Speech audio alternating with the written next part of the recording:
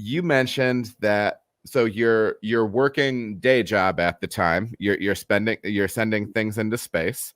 Yep. And then also as a side hustle, you're writing books and websites, correct? Yeah.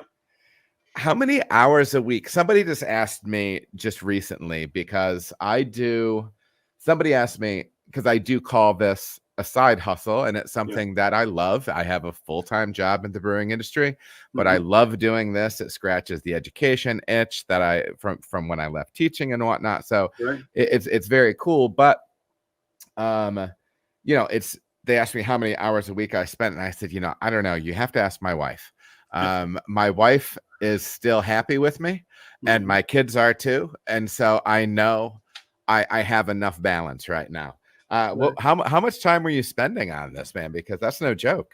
Yeah. Well, the kids were small, so they would all go to bed at 9, and then I would stay up till about 1 every night. Are you a night owl? I was then. Yeah. Yeah, I hear that. Yeah. I was getting, I'd be up till about 1, and then I'd crash till about 6, and then get up for work.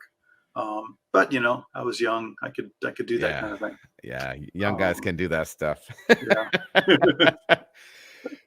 Well, that's wild. So, were you writing on weekends too, like weekend hours and everything? Yeah, all weekend. I mean, well, to explain,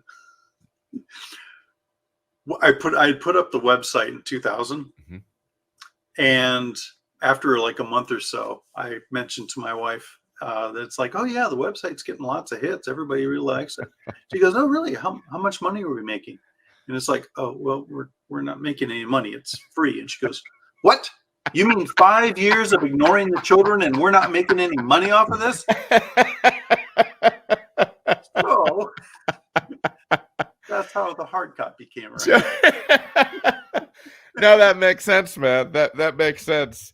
And so once you had the website, and then you converted that to what you call, version 2, I think that's so I have this one. Yeah, that's the blue one. Okay, that's the blue one. And I think, is mine? No, maybe mine isn't.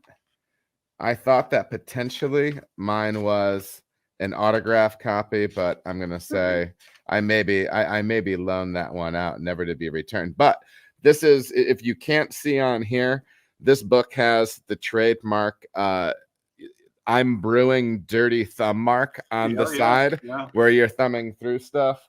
If you don't have this book, and especially if you're just starting, even if you feel as if you're on the intermediate level, I think there's so much good stuff in here. And now you have volume 3, or version 3.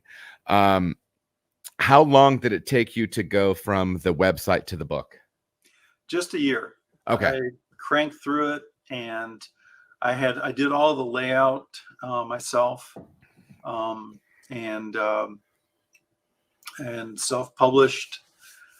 Because the reason I self-published at the time was I talked to the distributors, LD Carlson, Steinbart's, and others, and they just said, yeah, the book market's not very strong.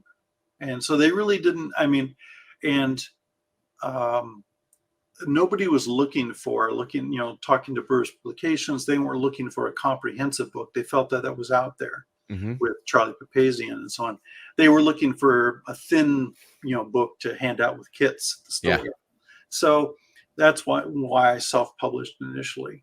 And then, 5 years later, talking to Brewers Publications at the Homebrew Conference, and they said, oh yeah, we'd be interested in your next work. And it's like, well, I would like to revise How to Brew. Yeah. And so they jumped at it, and that became the blue book. Beautiful.